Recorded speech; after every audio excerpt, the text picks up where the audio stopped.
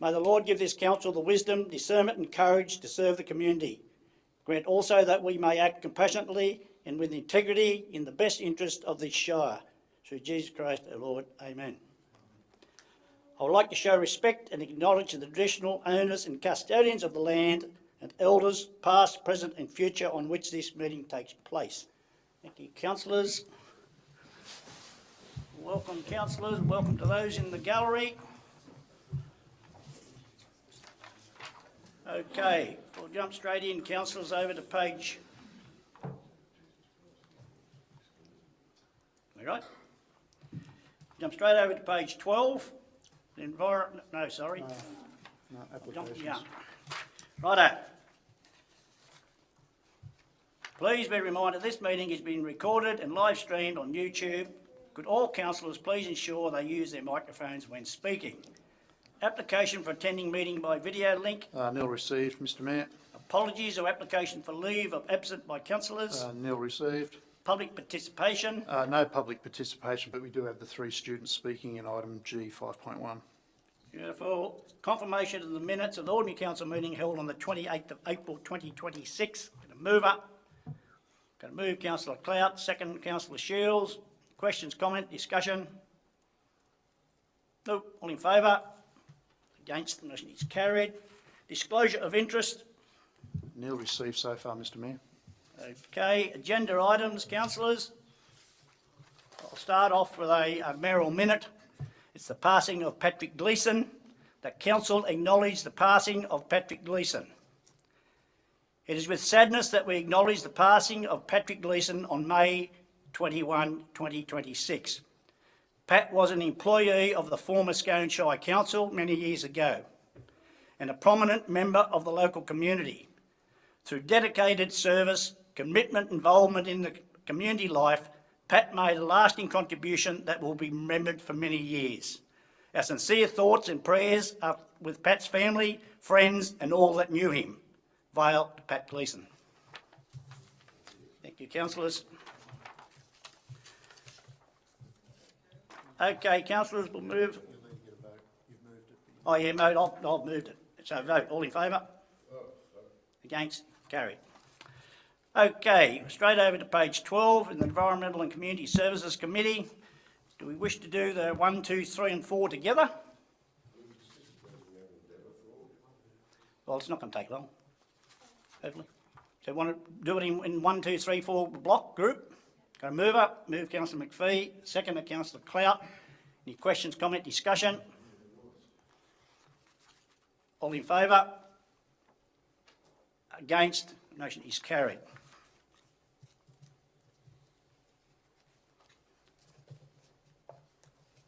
Over to page 61, Infrastructure Services Committee. Going to move up. Move Councillor McPhee. Second to Councillor McGill. Any questions, comment, discussion? No. All in favour? Against? The motion is carried. Over to Corporate Services, councillors. There's 4 points of it. In relation to point 4, we wish to do that one separately. No need to.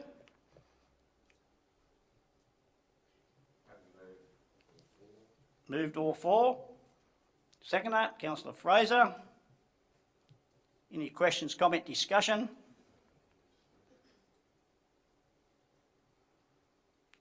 No. All in favour? Against? Carried.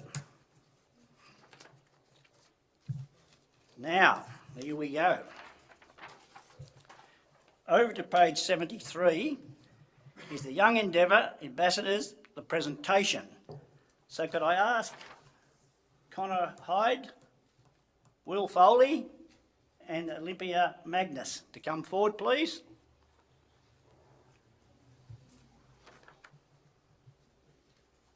I'll just get a mover to receive the presentation.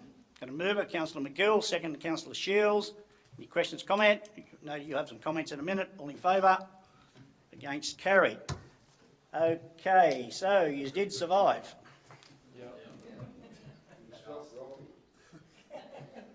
I love getting these presentations after, and you're going to tell the truth. Righto. Okay, welcome. Take it away. Move up to the mic. Can you just turn it on, Kayla? It's not on. Okay, good afternoon everyone. Recently I had the opportunity to go on the Young Endeavour Youth Scheme and it was honestly an amazing experience. Young Endeavour is a tall ship adventure program where young people learn teamwork, leadership and resilience while sailing at sea. At first I was nervous because I didn't know many people and I had never done anything like it before. But over the voyage I gained confidence, made new friends and learnt skills that I never thought I could do, like climbing the mast, working as part of a watch team and helping sail the ship. A personal moment of growth for me was realising how important it is to just embrace new experiences even if scared. Being away from the busy everyday distractions gave me the opportunity to reflect on goals to write in our journals about the day and to sit back and appreciate all the new people around me. One of the best parts was how everyone supported each other. We all came back from different backgrounds, but by the end of the trip we worked together like a family. The experience taught me the importance of communication, trust and stepping outside my comfort zone. Overall, going on Young Endeavour was a great experience that I will never forget. It helped me grow as a person and gave me memories and friendships that will stay with me for a long time. One night while we were sailing on the boat, we had our watch on deck and it was a very rough night, and while on the deck a massive wave hit us and we turned over to an 80-degree angle and everything downstairs went flying. One of the things that went flying was a tin of Milo and me and Will had to clean it up. Another one of my favourite parts of the trip was we stopped at Shoal Bay Beach and played games and swam and went to a cafe, and it was a good time to get to know everyone some more. I would highly recommend this experience, and when you get in there and have a go, it's so fun and I enjoyed it very much. Another great part of the trip was the food. For dinner we had burgers, pizza, lamb cutlets and lots of other amazing meals.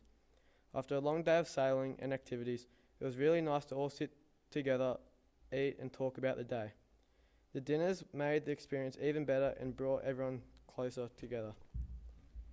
Thank you to the Upper Hunter Shire Council and to the other sponsors. Without your support and contribution, this once in a lifetime voyage would not be possible. I hope you continue to support it each year so that many other small town kids can experience this ship. Thank you.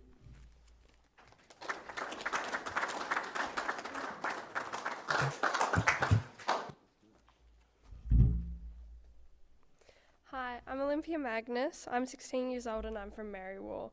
I would like to thank the Upper Hunter Shire Council and sponsors for giving me a once-in-a-lifetime opportunity. The Young Endeavour Sailing Scheme was incredible. You got to learn incredible skills and central working around teamwork, communication and leadership things. Some of my highlights were getting to meet the Young Endeavour team, the crew and my team, and getting to meet all the other 24 youthies and getting to know them and become a family with them. Some of my fun highlights was getting to go to Port Stephens Beach, where we got to play beach games as well as go for a little bit of a swim. We also got to use the rope swing off the sailing boat, so we got to have a little muck around in the water with that. The other really fun day was Command Day. On day 8 of being on the sailing boat, we got to take full control, and so we had to elect a captain, sailmaster, watch leaders, navigators and assistant navigator, which was incredibly fun to do. And on Command Day we got to steer the ship, and as Connor was saying, there was a storm where we did get hit with a massive wave. Lucky enough I was the one driving, and yeah, fun. And if you ever go on a sailing ship and the navigator tells you to brace yourself, don't brace yourself to a wheel because it does spin.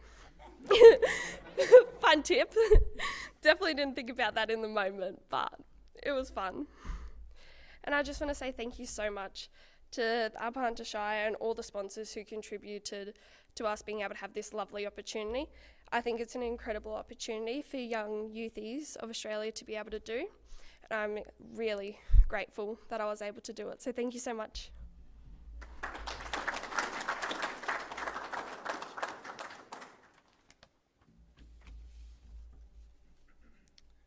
The moment I stepped aboard the STS Young Endeavour, I was surrounded by unfamiliar faces, all riddled with the same uncertainty about the next 11 days ahead. But little did I know that these unfamiliar faces would soon become my family.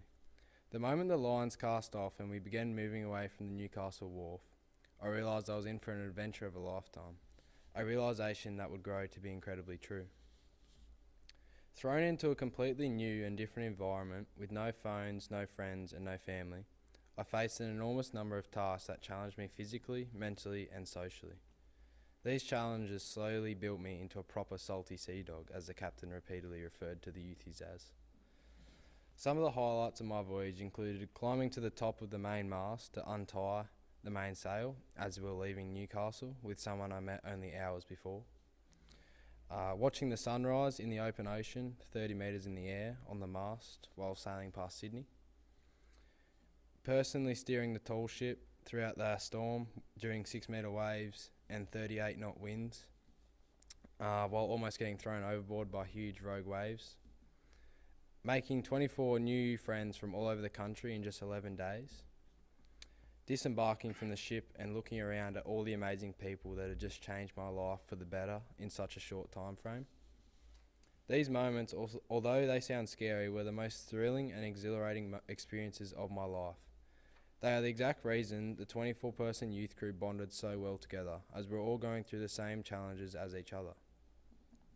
This shared trauma is the magic of the journey, as it forces the youthies to build real, meaningful relationships with others on board in such a short time frame.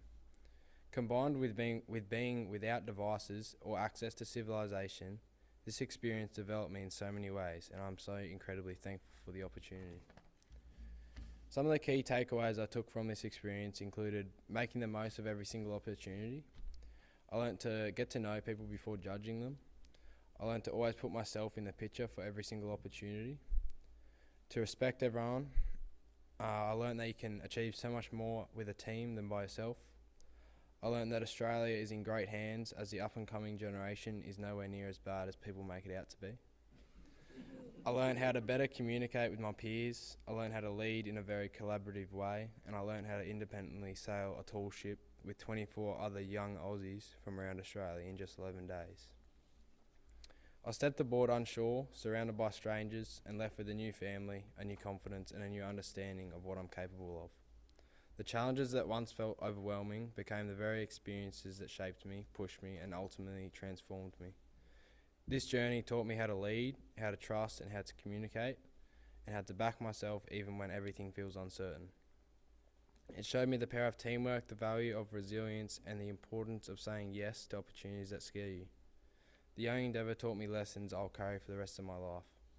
And finally, I want to express my deepest gratitude to the Upper Hunter Shire Council and other sponsors.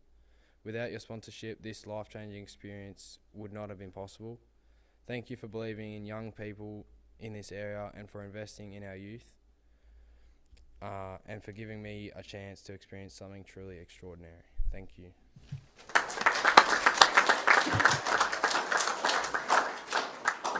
Just stay there a minute. Did any of us, were you unwell anywhere during the trip? No? Well, I think you said 11 days. I just went over to Tuncurry a while back and went 20 k's out, and that was about 2 hours out and the longest trip ever back home, and never going back again. So I won't be going on that ever. Any questions, councillors? Councillor McPhee. It sounds like a fun, really exciting few couple of weeks. You all have photos like this, the three of you. Was this like is it just like for the optics, or was this like the pinnacle of it? And how long did it take you to be brave enough to go up there? For some of us, it was like you just went, on the first day, they made us see the wood things on the side. Yeah. On the first night, they actually made us all have a go at climbing that. So some people went all the way up and all the way down the other side, and some people process. So some people did it the first day, some people did it like the last day. But eventually everyone managed to climb up there. That's on the last day and everyone's up on the mast. So, Very good. Any other questions, councillors? Councillor Shields? I'm just looking at the way the thing's run. Is it actually run by the Royal Australian Navy? Is it their Navy officers that run the ship, are they? Okay, Councillor Williamson. Yeah, just quickly, and you can answer it whatever way you wish. What surprised you the most about your experience to all three, and what's your advice to future ambassadors? Don't be afraid to get in there and have a go. Trust yourself, and that's about it. My thing was how close you got with everyone in just 11 days. By the end of it, you were crying upset that you were having to leave each other, and that I still took to them most days, most of the girls from there. And then future advice is just go for it. Just get on the boat, just have your fun, do everything to the best of your abilities because it's all incredible. I think the thing I was most surprised by was the quality of the food in such a small kitchen under the boat. No wheels. And one thing I'd say is the captain said it a few times, the hardest part is just putting yourself in a situation and stepping aboard. Like, once you're on there, you're amongst it. Very good. Okay, I think we're going to get a quick photo. Is that all right? Oh, Councillor Stoltz. Did you see any pirates or whales or sharks? We saw dolphins. We saw one, or allegedly we saw one shark, the same spot we were swimming just the day before. But that was someone spotted it. Okay, no more? Right, we got to grab a photo. I just wanted to, just on behalf of Youth Service, I'd like to really pass on my gratitude to Upper Shire Council for putting the funds each year into this leadership program. I hear the stories that the young people come back with, and it's an amazing experience, so I do thank them.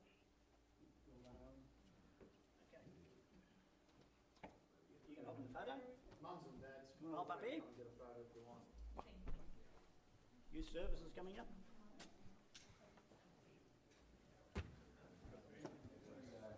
All good.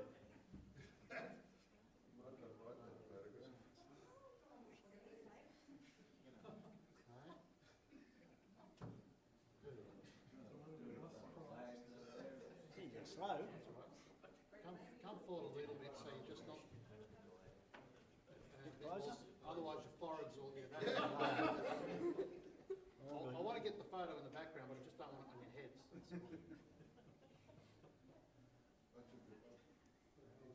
Right, that's excellent. good. Thank you, guys. Well done. Well done.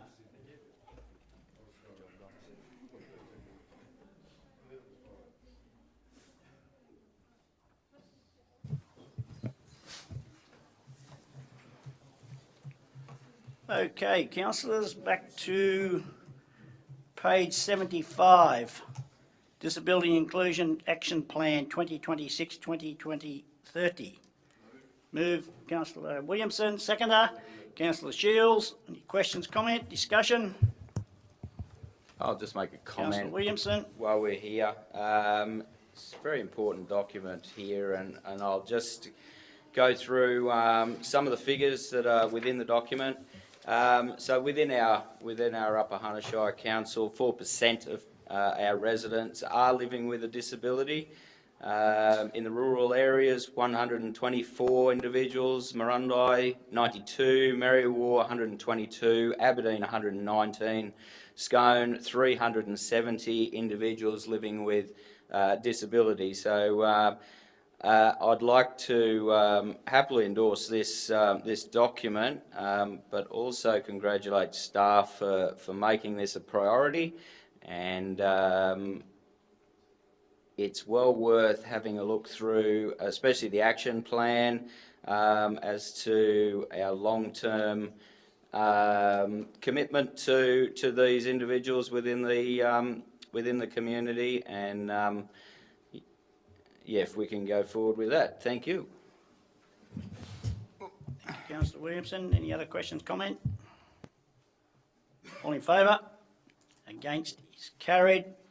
Over, councillors, to page 78, public forums and committees. Mr GM, we wish to do this in one lumps or separate? I think you can do it combined. It's however councillors wish to proceed. So there's a little bit of, we need a little bit of discussion around actually the times that we need to discuss today, what times we're going to have the public participation before the council meetings. But anyhow, I'll open it up to the councillors. The recommendation there, or a new recommendation, or what's the go? Councillors? Councillor first to hit the light gets first to go. Dead heat between Councillor Fraser and Councillor Ryan. Councillor Fraser. I defer to my friend. Councillor Ryan. Sure. I will make a proposal which may not be accepted by everybody. So I will say at the beginning that this is based on what I think is best for the operation of this council and the ratepayers. So I would endorse the proposal for 3B to have the public forum commence at, say, 4 or 4:30. I'm thinking maybe 4:30 prior to our ordinary council meeting at 5 p.m. each month. Rather than item 5, I'll put forward an option 7, being that we run our 3 standing committee meetings on the same day. We already run our E&C and the infrastructure meeting on the same day. I propose that remain an hour apart, and that we potentially look at bringing the corporate services meeting to run an hour after the infrastructure. Mr Mayor, I'll just make a comment on that proposal. We'll do whatever we can from a staff point of view. The corporate services is generally put as late in the month as possible to allow all the financial data to be collated. If it comes forward to the same Tuesday as the E&C and the infrastructure services, that would be a struggle for our finance team to be able to collate that data. The alternative to having them on the same day is to push E&C and planning, infrastructure back to the same day as corporate services. The difficulty with that is just getting the minutes up, because that's pretty much almost on the deadline, although the minutes are generally fairly easy to prepare because those 2 committees don't have a lot of, I guess, resolutions that aren't already considered as part of the reports.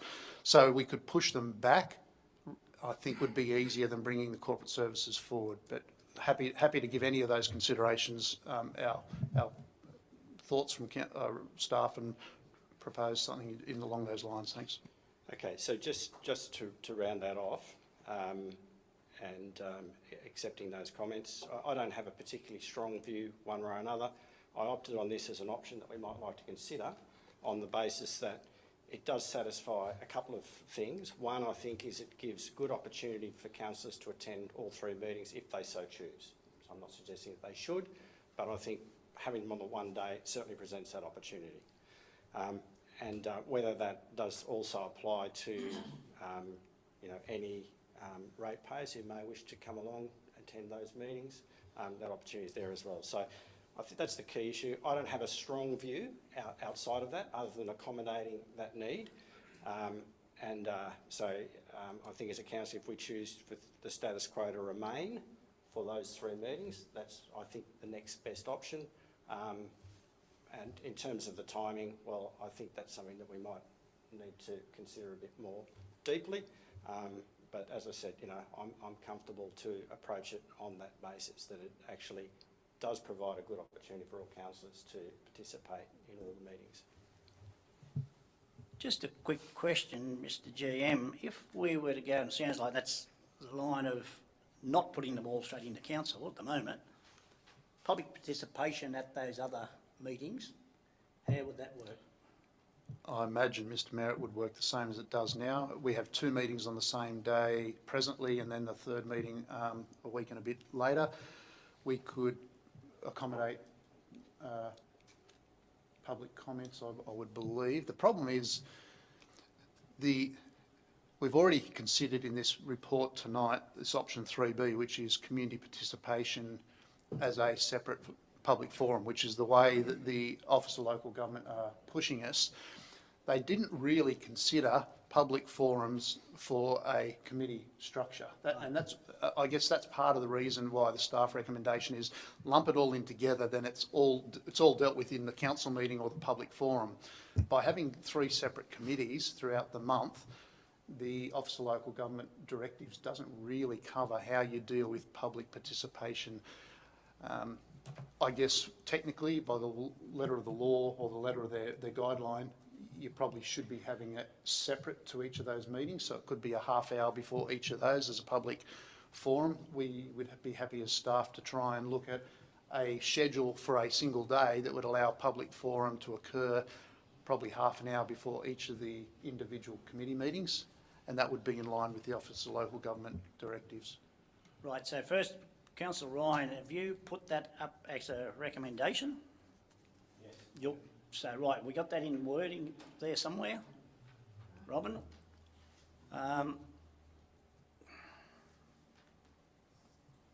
So in short, Councillor Ryan, just very quickly again. I'm saying 3B and 7. 7 is other council proposed option, and that option is simply to have a status quo of the exception of running the 3 meetings on the same day. Okay, so this is going to take a while, I think, but have we got a seconder for that recommendation? No seconder? Okay, so seconded by Councillor McGill. We're all clear.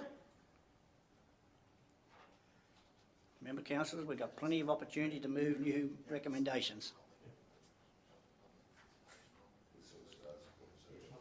Okay, so it's all up on the board. I'm going to put Councillor Ryan's recommendation up. Those in favour of can we not discuss it? Oh, yeah, sorry. Councillor Ryan, you wish to discuss any more? No, sorry. Councillor McGill, do you wish to speak to it first? Yes, look, I've seconded it in order to get the discussion up. I'm not convinced that some bureaucrats down in Sydney can be telling us the way they're telling us what to do. As far as I read it, they don't mandate that we have to have the public fora at any particular point. They recommend it, they'd like it, but they don't actually mandate it, and I'm not convinced that we need to. And I'm quite happy with the status quo, quite frankly, where people do come along at the beginning of the meeting and talk to us, rather than having a separate meeting. In terms of our committees, the committees are valuable, and certainly Councillor Ryan's notion of having all 3 on the one day is admirable as well. I, for one, I'm only on one of those committees, but I have a habit when I'm in town to stay around for the others because it keeps me interested in what's happening with council. So the opportunity to come down here one day a week, one day a month and look at all 3 committees, I'll take that option up. So yes, I'm supporting what Councillor Ryan's saying in that respect, but I'm still not convinced that we have to capitulate to the department on public engagement.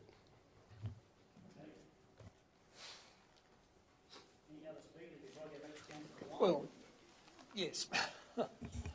Well, I think lumping it all into the same question 2 is problematic. 3B is significantly different to the propositions in 5. However, we're going down that path. My view is that the 3 committees, infrastructure, environment committee and corporate services should remain precisely as they are at the moment. I don't think there's any need to change the system, really. I note the matters raised by the General Manager in relation to timing for corporate services, and I suppose that will really dictate when the other 2 committees will be held, that they'll all be done on the same day, which would be the Corporate Services Day, which would be the Friday before the council meeting, effectively. I think that'll create its own issues. So effectively my view is that option 3B so far as the public participation is concerned, I think should be dealt with on its own, and then in relation to how the committee meetings are run, or the days that they're run, should be a separate question.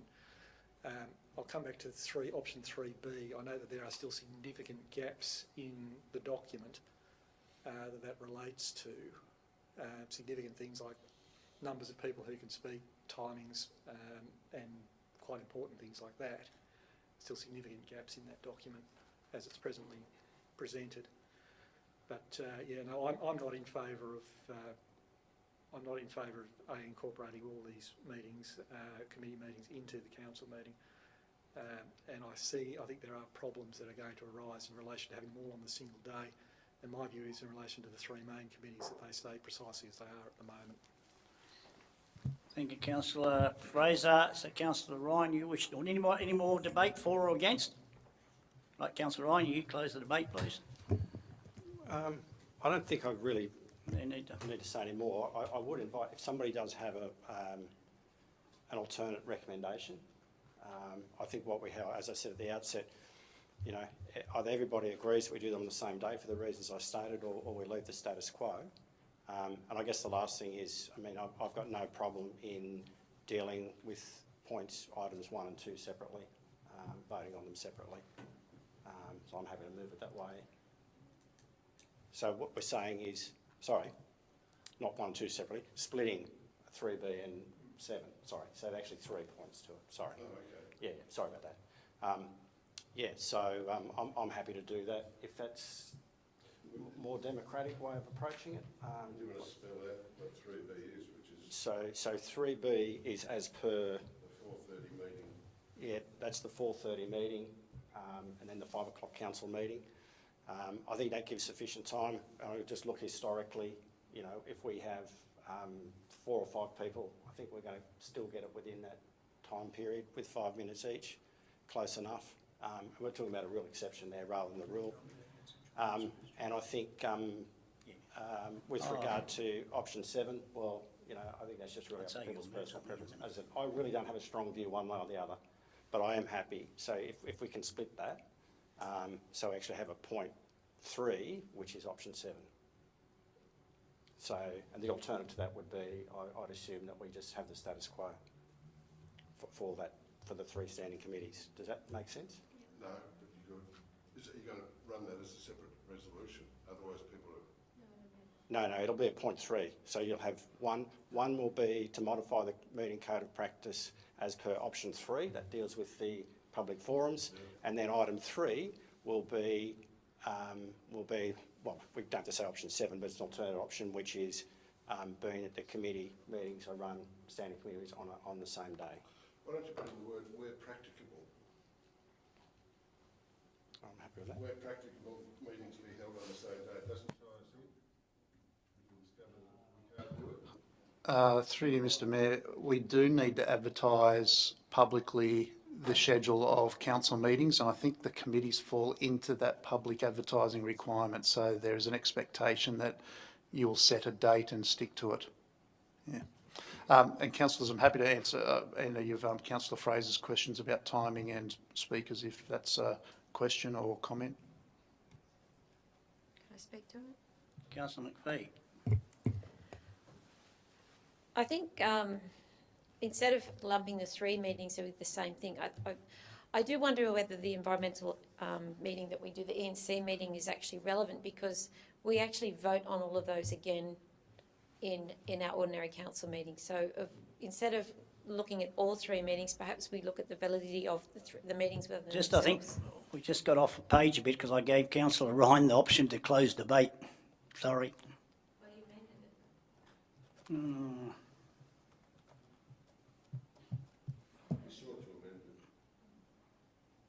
Okay, keep going. Finished?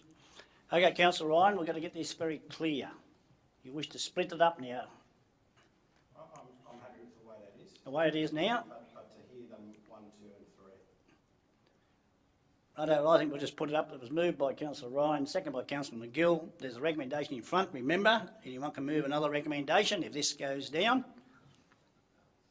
All in favour of the recommendation that's in front of us, please. Show of hands. Councillor, that's exactly like yes. Councillor Ryan and Councillor McGill.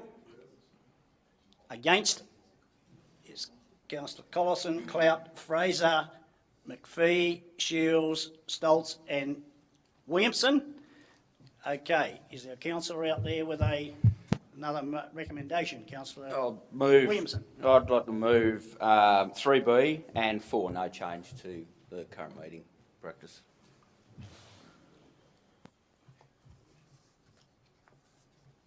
Okay, Robin, can you put that up there?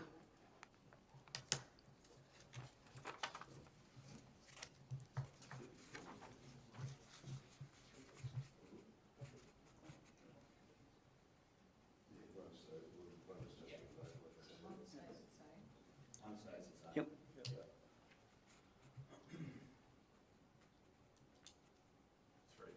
Two stays the same and 3 is just changed to option. Yeah.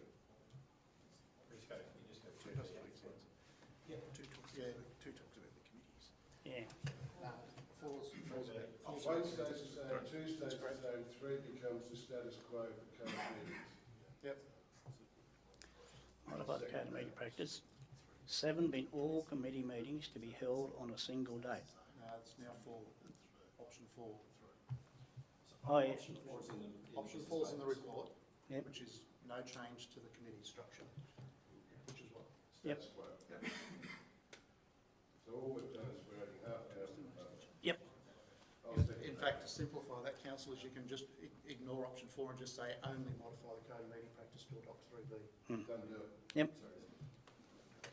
So that will stay as is, and just the code of meeting practice, which Mr. General Manager may have to vary on depending if we get a heap of at a council meeting, for instance. Yeah, look, Mr Mayor, the difficulty with this whole matter is you don't know how many people are going to speak. In the event, in the event that you do get more than half an hour allocation of time, we can accommodate that by starting council meetings, deferring the council meeting and coming back to the public. I think it's a very small chance that we'll get to that. It's only on very big items that we get more than half an hour of speakers. I know, so we just suspend We the can council just, meeting. yes, move start in. the meeting, suspend That's what I just standing said. orders and move it forward. Done. Yep. Okay, all clear? Have I got a seconder? Yes, I'll second it.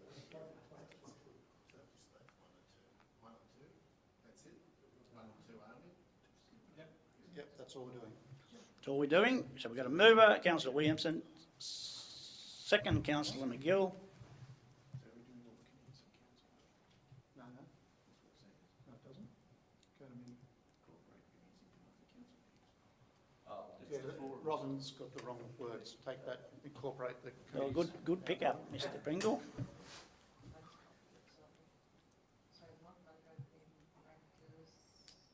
The committees are all live streamed, aren't they? Yeah. Yep. Yep. So that's public. Yeah, public. Yes, please. Yep, take that out. Commencing at 4:30. Can't see that far. Okay, Councillor Williamson, are you happy with what you're looking at for your recommendation? Note the guidance, yes. Modify code of meeting practice in accordance with 3B commencing 4:30 PM. Yes. And there'll be no further change there, yes, I. No further change? Actually, better wording at 4:30 PM, sorry. Public forum commencing at 4:30 PM prior to a council meeting. Yeah, you can write that. Take out option 3B if you want, Rob. Okay, the rest will stay the same. Just say public briefing, a public Forum. forum. Singular. Okay, there it is, councillors. Any other questions? Debate? Before I hand back to Councillor Williamson. Are you happy to put the motion? I'm happy to, yep, no, happy to put the motion. Who's the second? Second was Councillor McGill. You should put in the motion as the 4:30 PM prior to a council, an ordinary council meeting, or prior to a council meeting. It doesn't say where it's 4:30 PM, when, where, what. Yep, right, prior to the council meeting. Yep. Okay, Thank you. going to put the motion. or the recommendation? All in favour of the recommendation?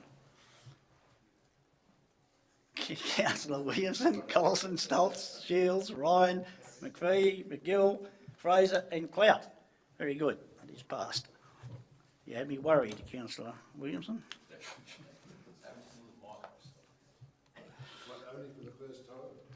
Okay, councillors, over to page 88. Properties, strategic review of potential land development. I'd like to move that we just note this report, please. Seconded.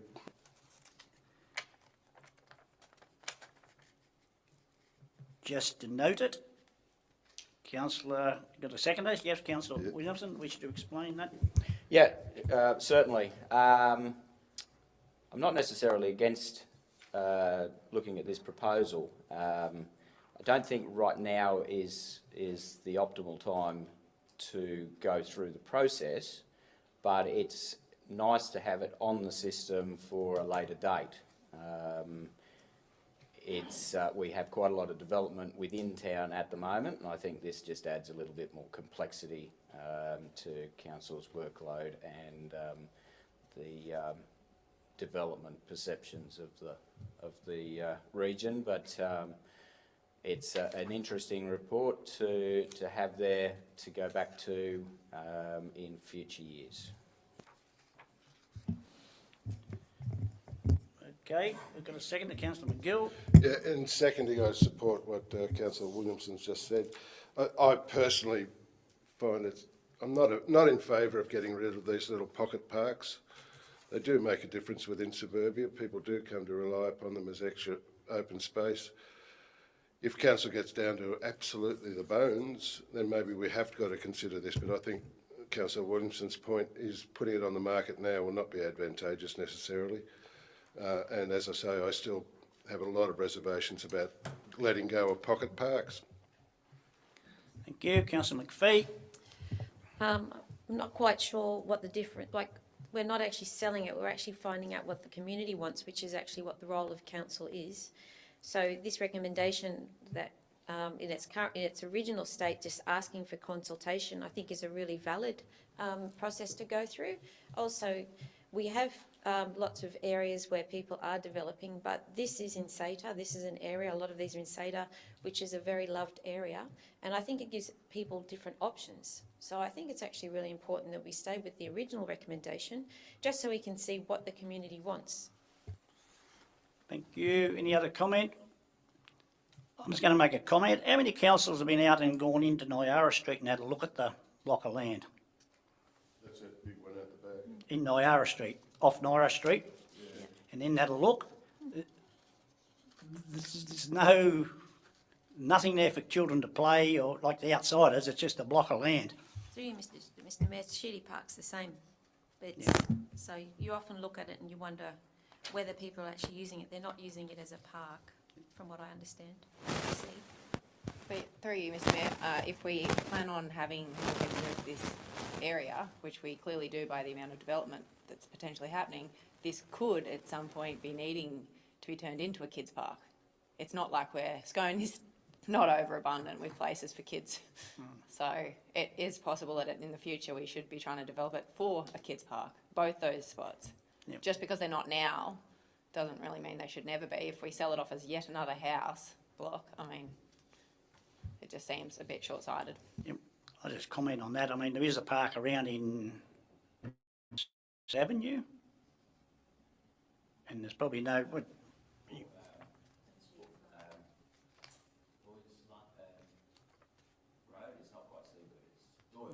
Doyle Street, yeah, nice park there. But anyway, that's only a comment. I mean, if we sell one block, we could turn Shady Park into. But anyway, I'm not going to get into that. We got a council note the report, and I've got a seconder, so I put that up, and then other councillors got the option to change if this goes down. Okay, so I'm going to put the recommendation up. Councillors, those in favour? Councillor Clout, Fraser, McGill, Ryan, Shields, Stoltz, and Williamson. And against is Collison and McPhee. The recommendation is the motion. It's passed. Thank you. Okay, councillors, over to 95 is the organisational structure. Two parts of the recommendation. Move Councillor McPhee. A seconder is Councillor Shields, is for the recommendation. Councillor McPhee. We've been talking at length about having somebody come into this role. We've got the budget for it. This is what it also states in the report. It's an important role because currently the General Manager is taking the lion's share of this. It would be good now that we're getting to a point where we're seeing a lot more fiscal kind of responsibility in the organisation. We're looking up. We're seeing that a lot of the dead weight that we've had financially is being taken off. And it's about time that we now had that excellent pivot, because this is what a good organisation does. They pivot when they can. This gives the General Manager an opportunity to do more advocacy work, which is where we need to get our grant funding. And then we could have someone here who's actually doing the corporate services role to ensure that that is well and truly on its tracks. So I think this is a good move forward. It's giving us the structure that we had last term, and it worked. It would work well if we got the right person in it, so I fully endorse this recommendation. Okay. Councillor Shields, you wish to speak? No, I don't. No, thanks. Any other speakers for or against? Yeah, look, my only reservation is that hard date of 1st July. None of this comes into play until the Depop's been approved and set in motion. If we don't recruit this person till August, September, we make savings, and I don't see that that's going to impinge upon the organisation to actually be rushing forward just to the 1st of July when things are not yet consolidated. And my only other reservation is some of the conversations we had earlier tonight. I can make a comment, Mr Mayor. Mr GM. You're right, Councillor, we're not out of the woods yet, and the financial sustainability is a huge impact to us. Certainly saving this position 3 years ago was a way of, I guess, ensuring that we tried to reach sustainability a little bit quicker. But there's a number of risks associated with that too, and that's, I guess, what we're looking at now, is trying to balance the cost of a staff member against risks of not doing certain things. We've already been open with council about current breaches, and there's a number of other things, I guess, that identified by auditors and risk assessments that, you know, are facing organisations like small councils. What I would say in regard to the 1st of July, this will not happen before the 1st of July. It's simply that we start the process, and that process would be that we would have to undertake a staff consultation before anything happens. So it would be the staff consultation that would happen. There certainly wouldn't be any appointments, and that staff consultation matter would come back to the council once that's done. The alternative is, if councillors don't wish to proceed, I just simply ask that you remove it from my performance review, because it's currently an action against my performance review. Good point, Mr General Manager. Any other questions, comments? Councillor Stoltz. I'm against this recommendation, Mr Mayor. I think we need to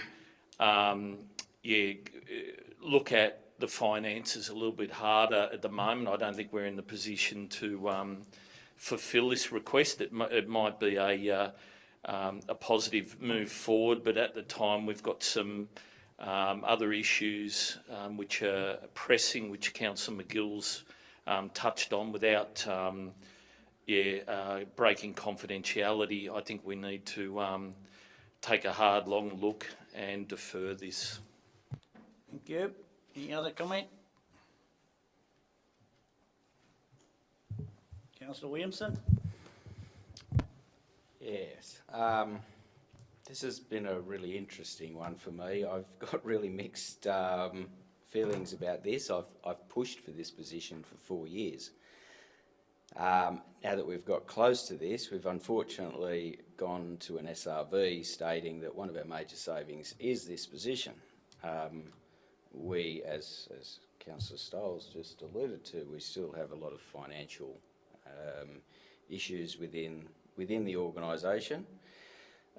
So I can't at this time support what I have supported for the last 4 years because of the the impact to our bottom line. And we have run this line for this amount of time.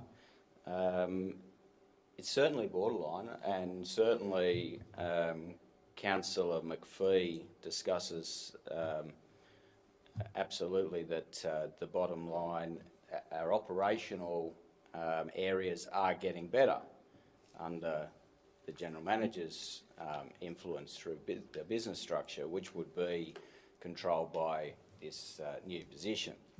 And certainly the General Manager could have a bit more space to move in advocating for the Shire. Unfortunately, I think we're a little stuck, and as alluded to by my fellow councillors, we've discussed more concerns over finances. I personally would be happy to oblige the General Manager and remove it from his performance review if that's the blocking point. But in short, I think if fundable, and it can be funded, but it's funded from the next piece of roadwork that we take, it is certainly a position of merit. And I will just finish just on a question to the GM, and it goes to our constituents. What perceivable value does the Upper Hunter Shire residents get from investing $500,000 over the next 2 years or through that SRV position with this new director role, while the community is still paying increased rate levels? Through you, Mr Mayor, I guess it's like any position. The benefits you see from the position are the risks that don't come to fruition. And I can't tell you what those risks are because many of those risks are unknown.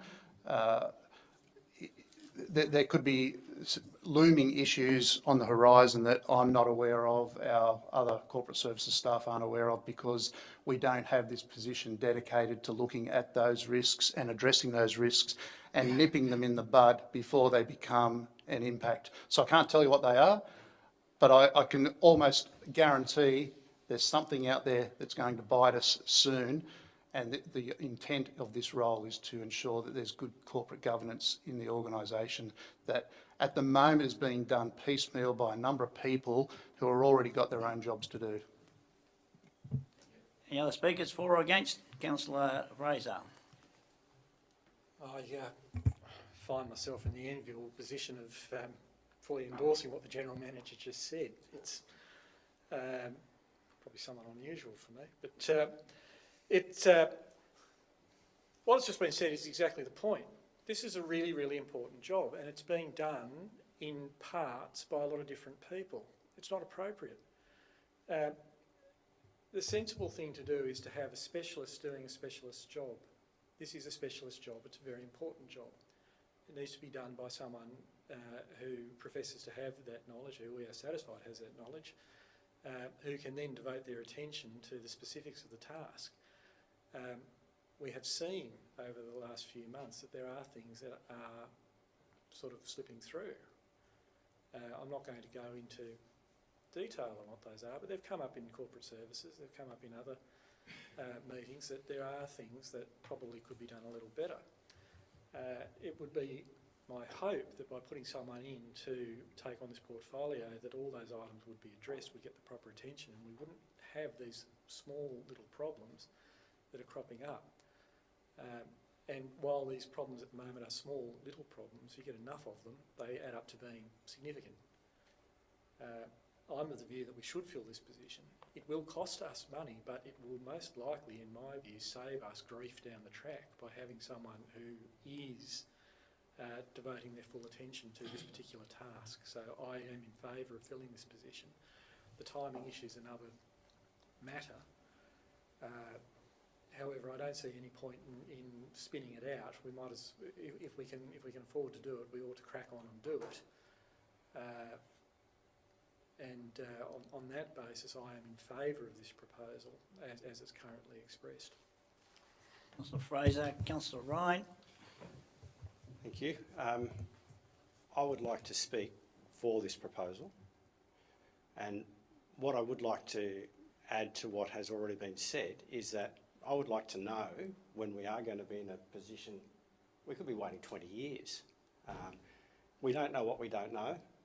So to point out the benefits of the role, I think they're fairly self-evident in that you actually have appropriate coverage, but we also have the risks that we're managing here as well.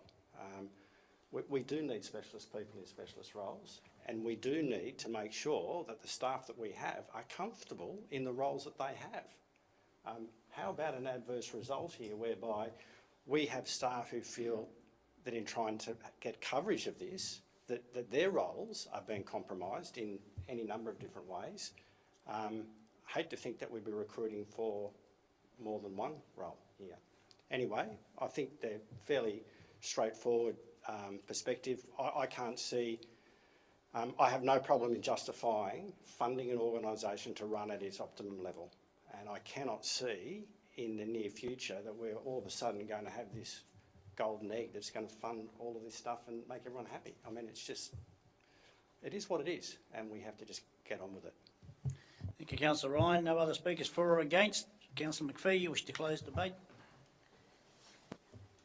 I think also, being in my second term, when I first arrived, we did have, we had someone filling this role, and when that person left, all of that had to go on to the general manager, and as has been said, it was spread like oil throughout the organisation. And I just don't think it's fair to expect the general manager to be covering that on top of everything else. I don't think it's fair for other members of staff to having to be shouldering the load.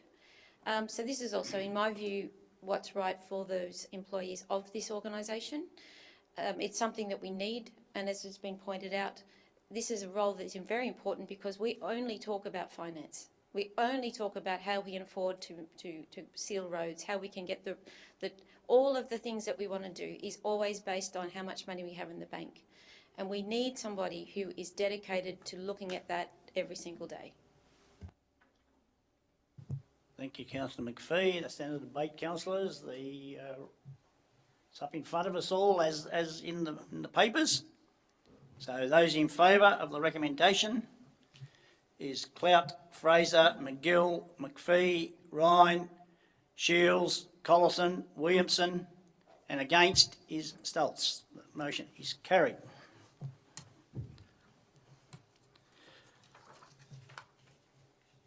Over to page 100, appreciation message.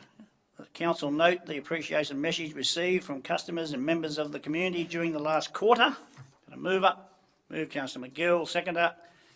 Councillor Fraser, any questions, comment? All in favour? Against, carried. Councillors, you should have a notice of motion in front of you. It's a notice of motion for the Marywall Post Office, EOI. Got 3 points of the recommendation. I've got a mover for the recommendation. Can we go to the late item first? No. We need to address... Oh yeah, sorry, we do too. Before we do that, councillors, seeing this is a notice of motion, a late notice of motion, and we need to move that we're going to accept the late motion. So Councillor Williamson has moved and Councillor Stoltz. All in favour? Everyone's in favour? Yep. Councillor McGill, you're in favour? Yes. Yep. Okay, that is passed. Now we'll move on, and Councillor Ryan, you moved it. I'm happy, I think it speaks for itself. Move it. I got a seconder. Councillor Stoltz. I thought you might be in there quicker than that. Any questions, comment? Councillor Ryan, you wish to speak to it, or you're quite happy with the way it is? Any other speakers? Councillor McPhee. This is yet another terrible way of centralising things, and that then for our regions, it always is the ones that get caught in the crossfires. I 100% endorse this. It is at a time when we should be looking at more services in our regions. We're growing in our areas, yet they're taking away our services whenever they can. So I thank Councillor Ryan for putting this forward. Thank you. Councillor McGill. Leslie James McGill, Started as a telegraph boy, ended up writing postcode. Post office is part of my history. It's my life. I think this is highly premature. I'm very confused by this. The current licensees are surrendering their licence. They're retiring as their business goes. As I understand it, Australia Post are now seeking expressions of interest from someone to take it over. Why are we interfering in that process? They're going to take it over. Having said that, Murrurundi, all of our businesses have ended up at Durleys, including the post office. There must be someone else in Merriwa who's prepared to take on the post office as a sub-branch. It may even be something that council can consider in respect of the Visitor Information Centre, whether they could become there as an enterprise. There must be someone in Merriwa who's prepared to save a postal service in Merriwa. Australia Post are looking for them now. Thank you, Councillor. Just, you'll close off in a minute. I actually thought that for the start when the motion come through, and I thought, well, maybe we need to be on the front foot. I mean, the expression of interest is out there. So I suppose what we're saying is if no one comes forward, we want you to reconsider. I suppose that's the way, Councillor Ryan? Australia Post is a separate business. Yeah. It's a commercial decision, not a government decision. So, Councillor Ryan, you're going to close debate? Yeah, look, I'll close. And in doing so, just answer Councillor McGill's question, which is a perfectly valid one. The other consideration I had in moving this, of course, is that ultimately this is not the space for local government. You know, and as Councillor McPhee said, you know, this is just another potential example of cost shifting.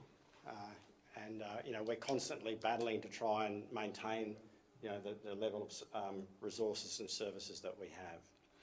I think the key issue here, though, is that it's not premature in the sense that the background away that this is happening across all rural and regional areas. There's a trend where they are not renewing the perpetual licence, and the endeavour is to actually shift it on to another service provider within the community. And of course, then you've got to consider what other dilatory action is that actually causing. So I think what we're doing here is we're just getting on the front foot and we're asking our representatives in the appropriate area to make a representation that this is a valued service, and if it is at all possible, that we maintain it the way it is. The other piece of background, as I understand it, is that this particular post office was for sale, it was under offer, and the offer was withdrawn on the basis that the licence wasn't granted. I also understand that the offer was from an entity or individual who is an existing licence holder. So this is symptomatic, I think, of an underlying strategy that's being undertaken by Australia Post. Now, they are a separate entity, they can do what they like, but I would like them to hear what our community thinks, and this is what our community is saying to me, and that's why I'm asking for this support from our federal member and from the federal minister, and to explain that it is very important to our community. Thank you, Councillor Ryan. Okay, councillors, we'll put the recommended motion that's in front of us up, please. Those in favour is Clout, Fraser, McGill, McPhee, Ryan, Shields, Stoltz, Williamson and Collison. That motion is carried. Thank you, councillors. Someone would like to move us into close, please. Move, Councillor McGill. Seconder, Councillor Williamson. All in favour? Against? Carried.